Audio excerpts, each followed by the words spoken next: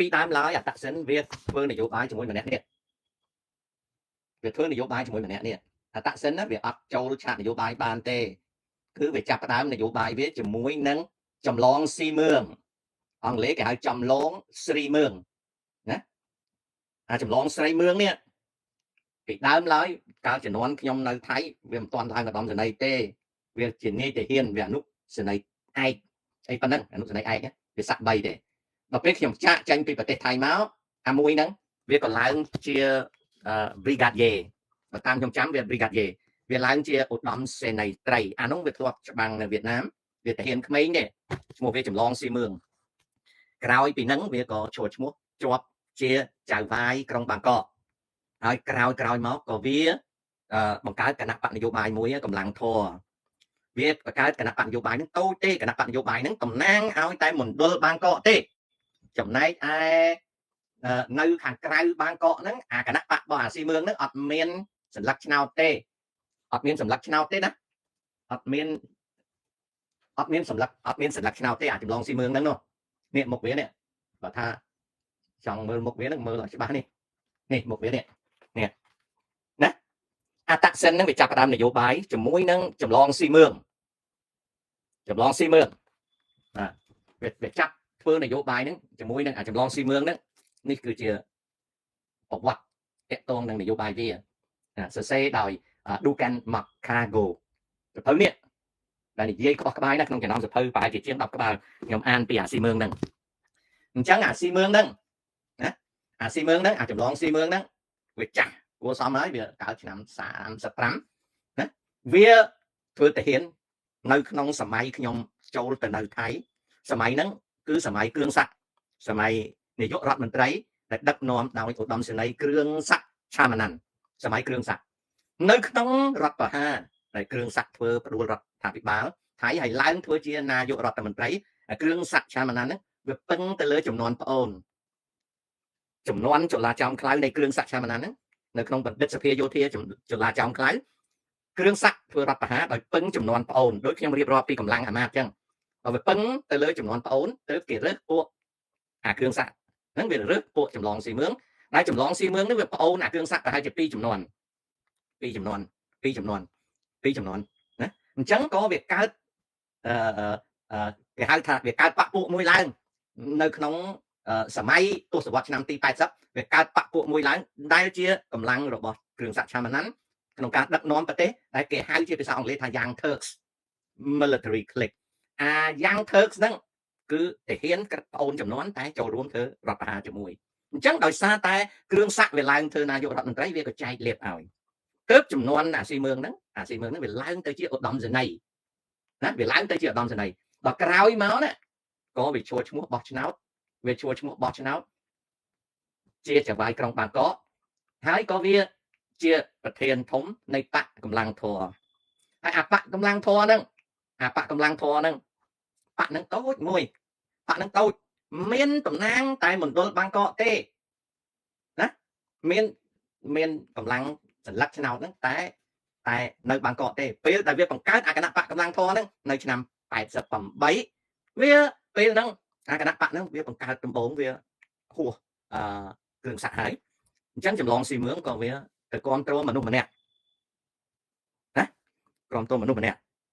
តែជាកូនរបស់មេបលិសដមានអំណាចនៅក្នុងប្រវត្តិសាស្ត្រថៃគាត់ឈ្មោះឈិតឆៃឈូនហាវ៉ាន់ដែលជាកូនប្រុសឧត្តមសេនីយ៍ឈិតឆៃឈូនហាវ៉ាន់ដែលជាកូនប្រុសរបស់មេបលិសដ៏មានអំណាចនៅក្នុងទសវត្សរ៍ទី50-60គឺលោកឧត្តមសេនីយ៍ពិនឈូនហាវ៉ាន់ហើយពិនឈូនហាវ៉ាន់នេះគឺកំពូលអ្នកខ្លាំងសម័យហ្នឹងគឺជាកម្លាំងមួយដ៏ខ្លាំងនៅក្រោមសេនាប្រមុខថៃម្នាក់ដែលល្បីល្បាញនៅក្នុងប្រវត្តិសាស្ត្រថៃខាងពុកអលួយហើយនឹងខាងកម្លាំងគឺសេនាប្រមុខសារ៉ិតថាណារ៉ាត់នៅពេលហ្នឹងបច្ច័យទី9ហ្នឹងគឺស្មាតោលោករស់នៅដូចកូនក្មេងចឹងនិយាយឲ្យស្រួលស្ដាប់សម័យហ្នឹងសម័យដែលសារ៉ិតថាណារ៉ាត់សេនាប្រមុខសារ៉ិតថាណារ៉ាត់កាន់អំណាចគឺបច្ច័យទី9លោករស់នៅដូចបកូណាសីហមុនីយើងអញ្ចឹងបកូណាសីហមុនីយើងរស់នៅដោយមលុបបុណ្យបារមីរបស់សម្ដេចតេជោសម័យនោះបច្ច័យទី9ក៏លោករស់នៅដោយមលុបបុណ្យបារមីការថែរក្សារបស់សេនាប្រមុខសារ៉ិតថាណារ៉ាត់ដែលកាសែតខ្មែរយើងក្រោយមកយកតាក់តែងទៅជារឿងមួយគេហៅថា វិរៈជនមហាពុករលួយថៃឡែនគឺសេនាលោកសេនាប្រមុខសរិទ្ធឋានរដ្ឋអញ្ចឹងអាចឡងស្រីមឿងនេះវាកើតមកនៅឆ្នាំ88វាបង្កើតគណៈបកមួយឈ្មោះកម្លាំងធរក៏វាចង់គ្រប់គ្រងឈិតឆៃវាចង់គ្រប់គ្រងឈិតឆៃតែឈិតឆៃមិនឲ្យលៀបវាក៏វាចេះតែប៉ារ៉េតមកដល់ទសវត្សរ៍ទី90ចូលដល់90ហ្នឹងក៏អាចចម្លងស៊ីមឿងនេះវាតាក់តែងខ្លួនធ្វើជា Buddhist devoter ប្រែមកថាវាធ្វើដូចបុត្រសវងអញ្ចឹងណាប៉ុន្តែវាមិនធ្វើធម្មមេចាទេវាស្លៀកពកអាវកចិនណាវាស្លៀកពាក់អាវកចិននេះអាវកចិននេះអាវនេះអាវចិនមិនមែនអាវថៃទេប៉ុន្តែវាคล้ายទៅជាអាវថៃអាហ្នឹងគេហៅអាវកចិនខ្មែរយើងហៅអាវកចិនវាក៏ធ្វើជា Buddhist devoter ថាវាគ្រប់ពុទ្ធសាសនាអីទៀងទាត់អីតាមពិតអត់ទេវាទាហានដែរ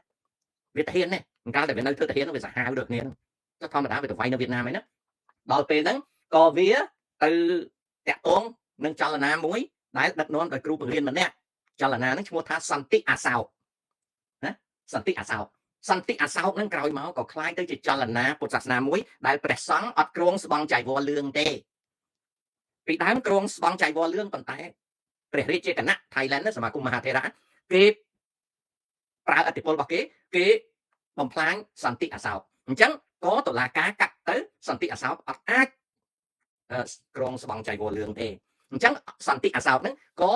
ងាកមកគ្រងស្បង់ចៃវរពណ៌ទឹកឈើចាស់ the dark green saffron robe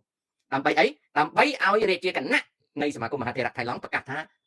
ពួកនេះមិនមែនស្ថិតនៅក្នុងសារវត្តដា order ទេមិនមែននៅក្នុងគណៈថេរវាទនៃពុទ្ធសាសនាក្រុងថៃទេ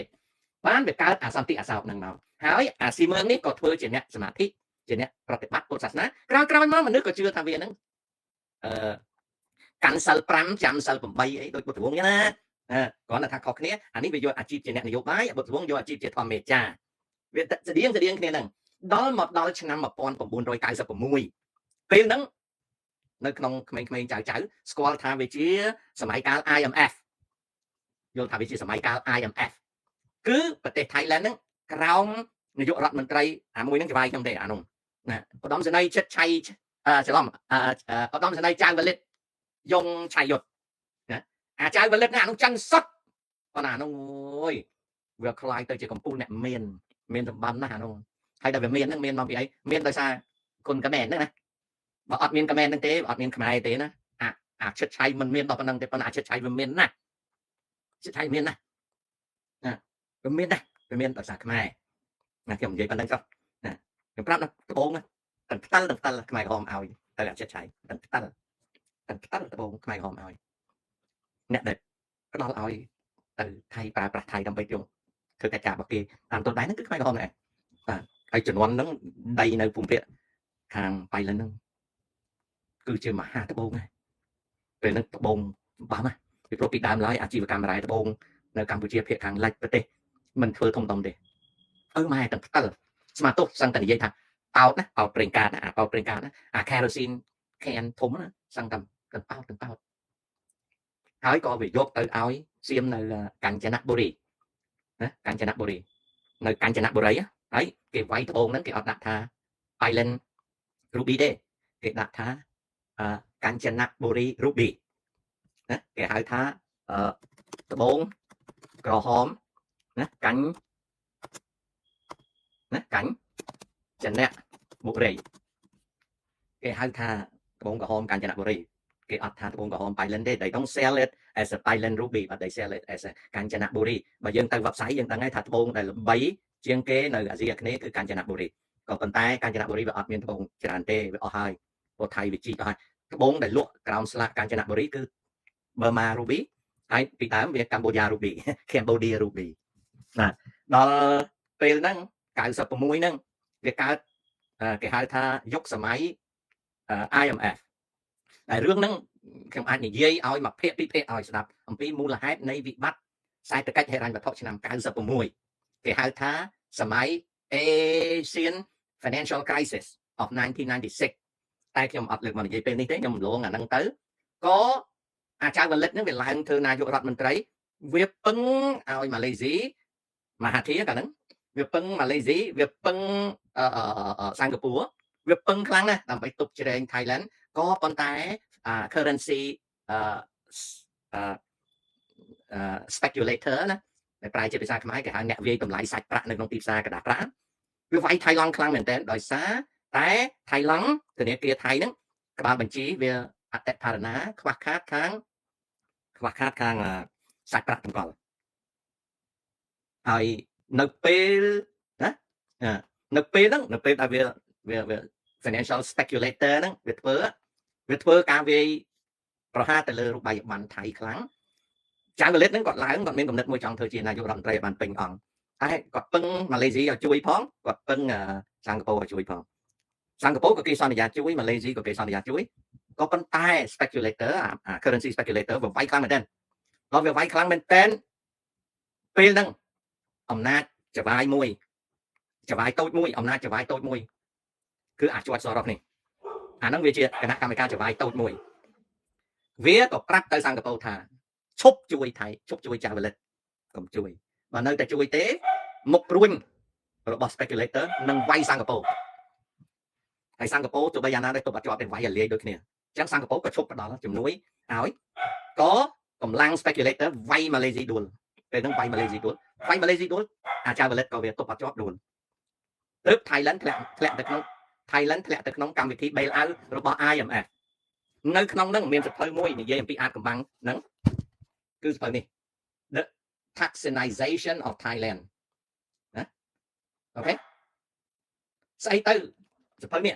ស្អីទៅដែលគេហៅថា Thaksinization of Thailand គឺពេលហ្នឹងក្រុមហ៊ុនរបស់តាក់សិនហ្នឹងវាដឹងរឿងហ្នឹងវាសន្សំទុកដុល្លារវាបញ្ចេញថៃបាតចេញហើយវាកាន់ដុល្លារបានច្រើនដល់វាកាន់ដុល្លារបានច្រើននៅពេលហ្នឹងវាអត់ខូចខាតនៅពេលក្រុមហ៊ុនដទៃខូចខាតហើយដោយសារតែវាមានដុល្លារសល់ច្រើនក្រុមហ៊ុនវាហ្នឹងក៏បំបែកទៅរកស៊ីខាង Telecom ថែមទៀតពីដើមធ្វើខាង Telecom ឲ្យបន្តូចវាពង្រីកទៅជា Telecom Shinovat Telecom ណាវាបង្កើតក្រុមហ៊ុន Telecom ធំនៅពេលដែលវាមករួមគ្នាជាមួយចម្លងស៊ីមឿងចម្លងស៊ីមឿងនេះយកតាក់សិនមកជាអ្នកចាយលុយ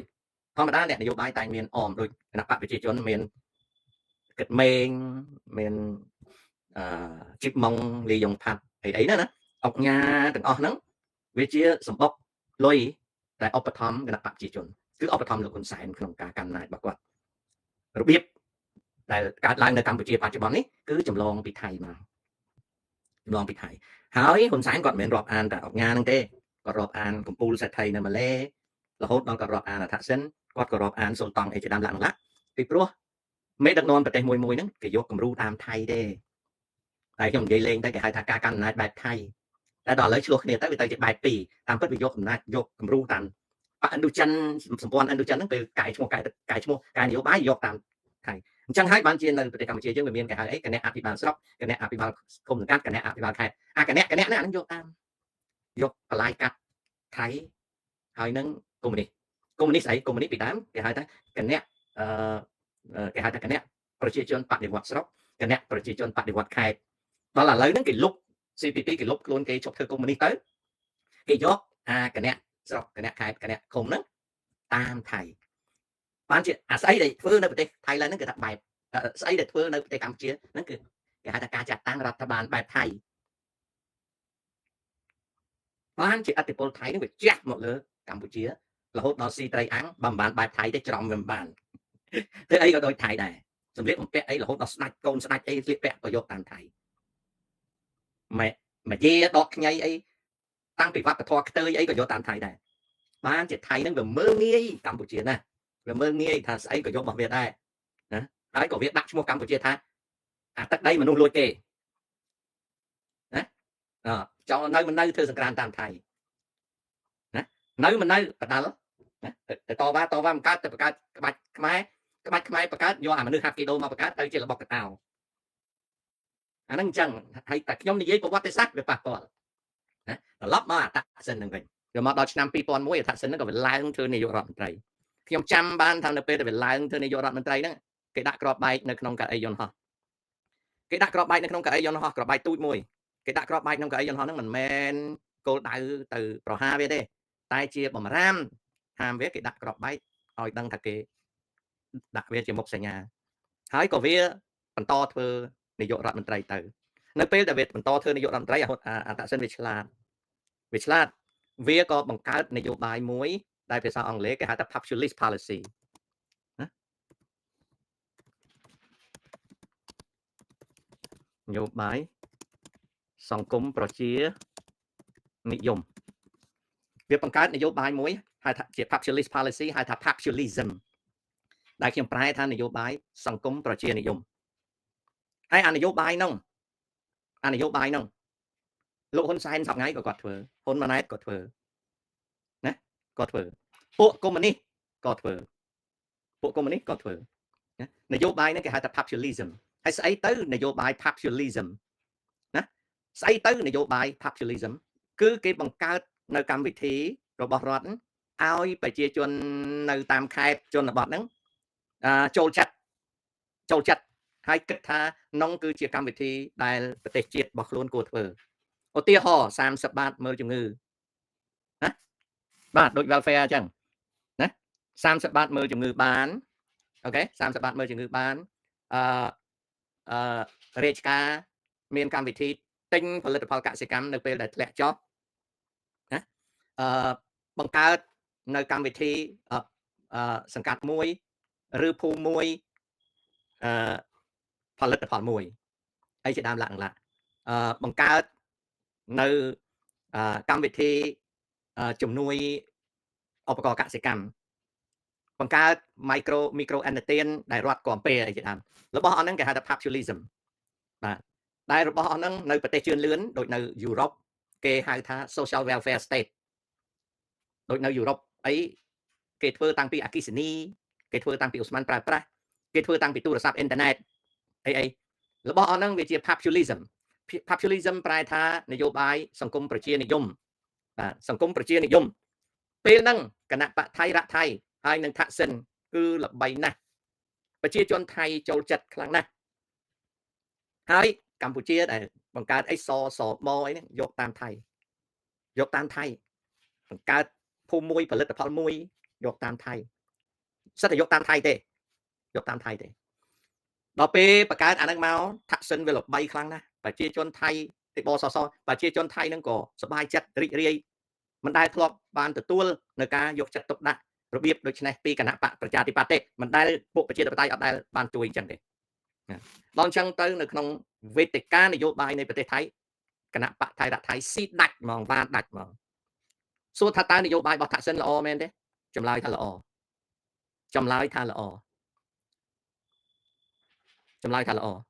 នយោបាយរបស់ថាក់សិនចម្លើយថាល្អគ្រាន់តែបើសិនណាជាគ្មានរដ្ឋបហាផ្ដួលថាក់សិនទេនយោបាយហ្នឹងវារត់បានដល់10ឆ្នាំហើយបន្ទាប់ពី10ឆ្នាំវាខ្វះថវិកាពីព្រោះអ្វីដែលឧបត្ថម្ភគាំពែហ្នឹងវាអត់អាចនឹងទប់ទល់បានទេបើចង់បន្តលើសពី10ឆ្នាំវាទាល់តែ Thailand ហ្នឹងរកចំណូលថ្មីអាហ្នឹងវាតាក់ទងនឹងបាត់ចិត្តតាក់ទងនឹងថវិកាតាក់ទងនឹងចំណូលរបស់ប្រទេសណាដូចនៅប្រទេសឥណ្ឌូនេស៊ីក៏គេអនុវត្តនយោបាយនឹងដែរគឺក្មេងទៅរៀនគេឲ្យអាហារឥឡូវនេះកម្មវិធីផ្គត់ផ្គង់អាហារឬក៏គេហៅថាកម្មវិធីអាហារឧបត្ថម្ភហ្នឹងនៅប្រទេសឥណ្ឌូនេស៊ីក៏ជួបបញ្ហាចំណែកនៅម៉ាឡេស៊ីក៏ជួបបញ្ហាចំណែកនៅអឺរ៉ុបណាចំណែកនៅអឺរ៉ុបដូចជាប្រទេសបារាំងអាល្លឺម៉ង់ក្រិចក៏ជួបបញ្ហាដោយសារតែ welfare state program ហ្នឹងនៅប្រទេសអាមេរិកឲ្យតែគណៈបកប្រជាធិបតេយ្យឡើងហ្នឹងក៏ជួបបញ្ហាសប្ងៃ social security medicaid welfare food stamp ដូចក្មួយស្រី I know I share នោះក្មួយស្រីមួយដែលទៅបានកូនទៅប្រសូតបុតថ្មីហើយចូលចិត្តនិយាយរឿង lottery visa អីហ្នឹងខ្ញុំឃើញគាត់ចាញ់វីដេអូនិយាយអំពីថាក្នុងការមានកូនខ្ចីនៅស្រុកអាមេរិកហ្នឹងវាមានprogram WIC ណាគេហៅ WIC program ហើយគាត់ថាណាគេឲ្យចេះហើយយើងទៅទិញបានចេះគឺនៅស្រុកគេគាត់គង់អញ្ចឹងហ្នឹងជា populism policy ជានយោបាយសង្គមប្រជានិយមអាហ្នឹងជា welfare system តែគេឲ្យណាហើយខ្មែរយើងតែមករស់នៅស្រុកអាមេរិកក្រោយ93ច្រើនផ្សព្វផ្សាយអានោះឲ្យខ្មែរនៅប្រទេសកម្ពុជាហ្នឹងយល់ឃើញថាស្រុកអាមេរិកហ្នឹងវាល្អអញ្ចឹងណាហើយស្រុកអាមេរិកហ្នឹងពិតប្រាកដកំពុងជួបបញ្ហាលុយបាទអញ្ចឹងនយោបាយហ្នឹងហើយគេហៅថានយោបាយ សង្គមប្រជានិយមឬក៏នយោបាយប្រជានិយមនយោបាយនឹងល្អណាស់ក៏ប៉ុន្តែវាខ្វះលុយវាអត់មានលុយឧបត្ថម្ភនយោបាយហ្នឹងទេអញ្ចឹងបានខ្ញុំក៏លេចមើលអាបសសអីហ្នឹងណាវាល្អចំពោះខ្មែរយើងតែរដ្ឋាភិបាលត្រូវរកលុយឲ្យបានយកមកផ្គត់ផ្គង់វាទោះបីមានតម្លៃបង់បន្តិចតួចមែនតែអាតម្លៃដែលបង់ហ្នឹងអត់គ្រប់ទេអត់គ្រប់ណាកម្ពុជាយើងក៏ជួបប្រទះនឹងតម្លៃហ្នឹងដែរអញ្ចឹងនៅពេលដែលថាក់សិនវាធ្វើជានាយករដ្ឋមន្ត្រីវាល្បីណាស់ប្រជាជនស្រឡាញ់វាណាស់ហើយថៃនេះគឺវ៉ាដាច់គណៈបកទាំងអស់អត់មានបកណាមកប្រកួតបានទេគណៈបកប្រជាធិបតេយ្យដែលធ្លាប់មានប្រជាប្រិយភាពវាដកទាំងឬក៏បត់ចោលគណៈបកតូចតាចអីដួលអស់អត់មានស្លឹកឆ្នោតទេគឺថៃស៊ីដាច់ទាំងអស់ចុះហេតុដូចម្ដេចបានជាវាមានរដ្ឋប្រហារឆ្នាំ2006ដំបូងគឺនៅពេលដែលថាក់សិនវាបានទទួលនៅប្រជាប្រិយភាពដ៏អស្ចារ្យនៅពេលដែលគណៈបកថៃវ៉ាដាច់ផ្ដួលគណៈបកដទៃបានទាំងអស់ថាក់សិនក៏ដឹងខ្លួនឯងថាអាកម្មវិធីទិញស្រូវរត់ចូលអាកម្មវិធី30ព្យាបាលរោគអាកម្មវិធីភូមិមួយផលិតផលមួយអាកម្មវិធីដទៃទៀតរបស់ថាក់សិនវានឹងអស់លុយអញ្ចឹងដោយសារប្រជាប្រិយភាពរបស់ថាក់សិនឡើង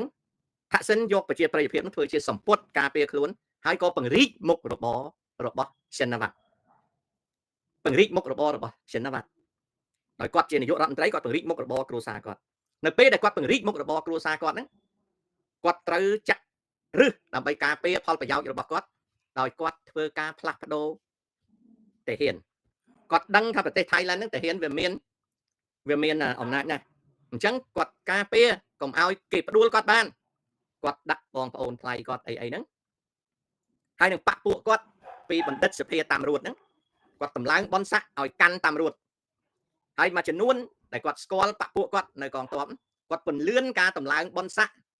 ណាគាត់តម្លើងបនស័កឲ្យចូលទៅក្នុងបញ្ជាការធំដើម្បីការពារកុំឲ្យគាត់ដួលព្រោះគាត់កំពុងតែពង្រីកមុខរបររបស់គាត់ធ្វើនឹងខុសឬត្រូវគាត់ធ្វើការពារអំណាចគាត់អត់មានអីខុសទេចុះគាត់បំរើប្រទេសថៃហ្នឹងល្អទេល្អគាត់ធ្វើឲ្យរាជថៃសប្បាយចិត្តពេញចិត្តគាត់ហើយគាត់កំចាក់ឬចាក់ការគ្រឹះដើម្បីការពារអំណាចគាត់ធ្វើនឹងត្រឹមត្រូវទេត្រឹមត្រូវពីព្រោះបរិស្ថាននយោបាយថៃអាមាត្យគឺកម្លាំងខ្លាំងតែនៅពេលដែលគាត់កំពុងតែចាក់រឹសហ្នឹងគាត់មិនសូវបានចែកលេបរបស់គាត់ហ្នឹងទៅកៅអីលឿងសូមបញ្ជាក់ថាកៅអីលឿងកាន់មុខរបរធំនៅក្នុងប្រទេសថៃកៅអីលឿងណាមិនមែនអង្គុយទេទេកៅអីលឿងមានមុខរបរលើកំពង់ផែមុខរបរលើកប៉ាល់ដឹកជញ្ជូនមុខរបរលើដែកមុខរបរលើស៊ីម៉ង់មុខរបរលើអចលនទ្រព្យមុខរបរលើរ៉ែកៅអីលឿងមានមុខរបរដែលមុខរបរហ្នឹងកាន់កាប់ដោយ Royal House Bureau of Royal Household ប្រែជាភាសាខ្មែរគេហៅថាការិយាល័យទទួលបន្ទុកកិច្ចការរាជវង្សានុវង្សដល់អញ្ចឹងទៅថាក់សិនគាត់ភ្លេចកៅអីលឿងណាគាត់មិនមែនភ្លេចទាំងអស់ទេគាត់រវល់គាត់ភ្លេចដល់ពេលគាត់ដឹងថាគាត់ភ្លេចកៅអីលឿងរាជអង្គរៈអាពួកអាវក្រហមអាមាត្យណាវាមើលឃើញថាមុខរបរថាក់សិនពង្រីកទៅបើខាងទុរគមនាគមន៍វាវាយដួលរបស់ទាហានវាវាយដួលរបស់អាមាត្យបន្តមកទៀតនៅក្នុងបរិស័ទនៅក្នុងក្រុមហ៊ុនរបស់តកូលឈិនវត្តអត់អញ្ជើញទាហានធ្វើជាក្រុមប្រឹក្សាទេណាអត់អញ្ជើញទេហើយជាប្រពៃណីរបស់អាមាត្យឧទាហរណ៍បញ្ជាការភូមិភាគ2នៅឧបលរាជធានីបើគេជាបញ្ជាការភូមិភាគ2ក្រុមហ៊ុនថៃដែលប្រតិបត្តិការរកស៊ីនៅភូមិភាគ2នៅក្នុងដែនភូមិភាគ2ត្រូវអញ្ជើញប្រពន្ធឬក៏ប្អូនឬក៏ជីដូនមួយរបស់បញ្ជាការភូមិភាគ2ហ្នឹងឲ្យអង្គុយនៅក្រុមប្រឹក្សាភិបាលនៃបរិស័ទថៃហើយគេឲ្យអង្គុយអត់ធ្វើការអីទេចាំយកលុយប្រចាំខែឬក៏ប្រចាំ3ខែពីមុខរបរហ្នឹងយកមកដាក់ឲ្យជាការភូមិភាគ នេះគឺជាប្រពៃណីតាហ៊ានថៃគេធ្វើអញ្ចឹងបើយើងកាន់ភូមិភាគណាពេលយើងទៅកាន់ហ្នឹងអ្នកចាស់ចាញ់ផុតទៅគឺបរិស័ទនៅក្នុងខេត្តហ្នឹងគេអញ្ជើញប្រពន្ធយើងឲ្យយើងទៅដាក់ណាគេហៅប្រភេទហ៊ុនអង្គុយចាំយកលុយហើយអាហ្នឹងនៅកម្ពុជាក៏គេធ្វើអញ្ចឹងដែរលោកជំទាវនៅក្រុមគ្រួសារអ្នកដឹកនាំសិតតែកាន់ទឹកកាន់ស៊ីម៉ង់កាន់ជីកាន់តេលេកុំកាន់យន្តហោះកាន់នេះកាន់នោះគឺថាស្អីក៏ដោយនៅកម្ពុជាគឺដូចគ្នានៅស្រុកថៃគឺអ្នកមានអំណាចក្នុងគណៈបព្វជិជនហ្នឹងកាន់អាហ្នឹងគឺយកតាមថៃទៅធ្វើអញ្ចឹងដល់អញ្ចឹងទៅនៅពេលដែលថាក់សិនគាត់ពង្រីកមុខរបរគាត់អត់អញ្ជើញតាហានត្រូវហើយយកខ្នងគាត់អត់អញ្ជើញតាហានឲ្យមកនៅក្នុងសមាគមអភិបាលទេតែហ៊ានទៅថាចុយហើយរុស្ស៊ីអត់ចែកអញដល់អញ្ចឹងដើម្បីលើកប្រជាប្រិយភាពរបស់តាក់សិនហើយដើម្បីទប់នឹងតាហ៊ានតាក់សិនយល់ឃើញថាត្រូវធ្វើឲ្យគ្រឹះកម្លាំងរបស់តាហ៊ានហ្នឹងវារិចរិលទី1គឺបដូរសេនាធិការបដូរថ្នាក់ដឹកនាំកងទ័ពឲ្យមកបាក់ពួកគាត់ទី2គាត់អនុញ្ញាតឲ្យតាមរួតរកស៊ីដោយគាត់យល់ឃើញថាតាមរួតជាគ្នាគាត់ណាគាត់ក៏បង្កើតនៅនយោបាយមួយគឺនយោបាយកម្ចាត់ឲ្យអស់គ្រឿងញៀននៅថៃឡែននយោបាយកម្ចាត់ណានយោបាយដែលកម្ចាត់គ្រឿងញៀននៅថៃឡែនហ្នឹងក៏ចាប់ផ្ដើមហើយគាត់ក៏ឲ្យតាមរួតជាអ្នកបោសសម្អាតគ្រឿងញៀនតាមរួតថៃអត់បោសសម្អាតគ្រឿងញៀនទេអត់បោសសម្អាតគ្រឿងញៀនទេតាមរួតថៃទៅចាប់ទៅបាញ់អ្នកចែកចាយគ្រឿងញៀនដែលមានតាហានជាខ្នងតាមខេត្តកន្លែងណាដោយតាមរួតធ្វើអន្តរាគមន៍ចាប់ហើយបាញ់ចោលនៅមនុស្សដែលចែកចាយគ្រឿងញៀនដែលគេមានខ្នងជាតាហានអញ្ចឹងទៅអ្នកចែកចាយគ្រឿងញៀននៅថៃឡែនត្រូវគេបាញ់ចោលគេចាប់ដាក់គុកអីសិតតែពពួកដែលចរាចរគ្រឿងញៀនយកតាហានជាខ្នងអាតាហានហ្នឹងក៏វាដឹងថាអាតាមរួតនេះក៏វាមានចរាចរចែកចាយគ្រឿងញៀនដែរ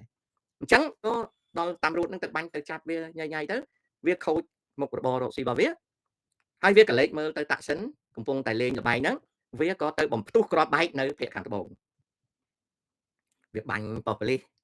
វាបំផ្ទុះក្របបែកដល់ពេលវាបាញ់ប៉ូប៉ូលីសវាបំផ្ទុះក្របបែកក្នុងនាមថាជាចលនាអបគមអ៊ីស្លាមតែតាមការពិតអាក្រុមអបគមអ៊ីស្លាមហ្នឹងតូចទេมันមានអសន្តិសុខធំទេប៉ុន្តែតាហ៊ានវាខ្លាញ់ខ្លួនអញ្ចឹងខេត្ត5 6នៅភាគខាងត្បូងคล้ายទៅជាខេត្តអសន្តិសុខតាក់សិនឃើញអញ្ចឹងក៏ប្រាប់តำរួតឲ្យបញ្ជូនអាតាមរួតឆៃដែនអីតำរួតដតីដែលជាអង្គភាពមិនមែនជួរកងទ័ព regular ហ្នឹងឲ្យទៅគ្រប់គ្រងសុវត្ថិភាពនិងសន្តិសុខនៅខេត្តខាងត្បូងទៅដល់តាហានវាខ្លែងខ្លួនវាបាញ់តำរួតដល់វាបាញ់តำរួតអាតำរួតត្រូវពួកនឹងបាញ់ទប់អត់ជាប់ដកថយអាតាមរួតនេះវាប្រាប់ថាវាគ្រប់គ្រងអបគមចលនាអបគមអ៊ីស្លាមភាគខាងត្បូងអត់បានទេត្រូវការកម្លាំងខ្លាំងជាងហ្នឹងអតាក់សិនក៏វាងាកមកបញ្ជាតាហ៊ានឲ្យទៅគ្រប់គ្រងភាគខាងត្បូងនៅពេលដែលតាហ៊ានចូលគ្រប់គ្រងភាគខាងត្បូងវារឹតតែបង្កើតចលនាលាក់មុខបាញ់តำរួតរត់អស់តำរួតសឹងតែលែងនៅផ្ទះបានតែយប់ឡើងតำរួតរត់ចូលទីប្រជុំជនបាត់អត់ហ៊ាននៅផ្ទះដែរព្រោះតាហ៊ានខ្លាញ់ខ្លួនបាញ់តាហ៊ានខ្លាញ់ខ្លួនបាញ់ដល់ដាក់តាហ៊ានទៅឲ្យគ្រប់គ្រងសន្តិសុខបានមួយខែពីរខែតាហ៊ានថាអត់ទាន់គ្រប់គ្រងបានទេណាត្រូវការកម្លាំងត្រូវការអីថែមទៅទៀតអត់ទាន់គ្រប់គ្រងបានអតាក់សិនក៏វាចាប់អារម្មណ៍ដោយសារពួកប៉ូលីសហ្នឹងមកទូលជម្រាបវាថាលោកជួយខ្ញុំផងព្រោះខ្ញុំដឹងច្បាស់ថាមិនមែនពួកអបគមអ៊ីស្លាមទេអ្នកបាញ់ខ្ញុំតាហ៊ានដល់អញ្ចឹងតាក់សិនវាដឹងថាអូតាហ៊ានវាយតำរួតណាដល់វាដឹងថាតាហ៊ានហ្នឹងវាយតำរួតវាក៏ប្រកាសថានៅក្នុងទីក្រុងបាងកកតำរួតគ្រប់គ្រងគ្រឿងញៀនតែតាមខេត្តសុំឲ្យតាហ៊ានគ្រប់គ្រងគ្រឿងញៀនបង្ក្រាបគ្រឿងញៀនឲ្យតាហ៊ានចាញ់អន្តរាគមន៍នៅខេត្តតាហ៊ានបានអានោះមកទៅបាញ់អ្នកចែកចាយគ្រឿងញៀនដែលមានខ្នងជាតำរួតបាញ់ឲ្យចោលញ៉ៃបាញ់ពេញតែស្រុកហ្នឹងណាបាញ់ពេញតែស្រុកហ្នឹងណាបាញ់ពេញតែស្រុកហ្នឹងណាដល់បាញ់តำរួតចឹងទៅពេលហ្នឹងអ្នកចែកចាយគ្រឿងញៀនដែលមានខ្នងជាតำរួតហ្នឹងងាប់ញ៉ៃអស់ដល់ពេលហ្នឹងតាក់សិនហ្នឹងក៏ចាប់ផ្ដើមយល់ថាអូអញប៉ះពាល់ផលប្រយោជន៍តាហានហើយអាតាមរួតនេះអត់បានអនុវត្ត បង្ក្រាបគ្រឿងញៀនទេគឺវាបង្កើតគ្រឿងញៀនធំថែមទៀតប៉ុន្តែវាធ្វើជាខ្នងរបស់គ្រឿងញៀនអញ្ចឹងក៏តាក់សិននឹងធ្វើជាការសម្រុះសម្រួលជាមួយតាហានមុនឆ្នាំ2006ហ្នឹងតាក់សិនសម្រុះសម្រួលជាមួយតាហានទាំងអស់លោកខ្ញុំមាននយោបាយខុសអញ្ចឹងខ្ញុំនឹងកែប្រែខ្លួនទើបអាតាក់សិនហ្នឹងវាងាកទៅពឹងកៅអីលឿងដើម្បីឲ្យកៅអីលឿង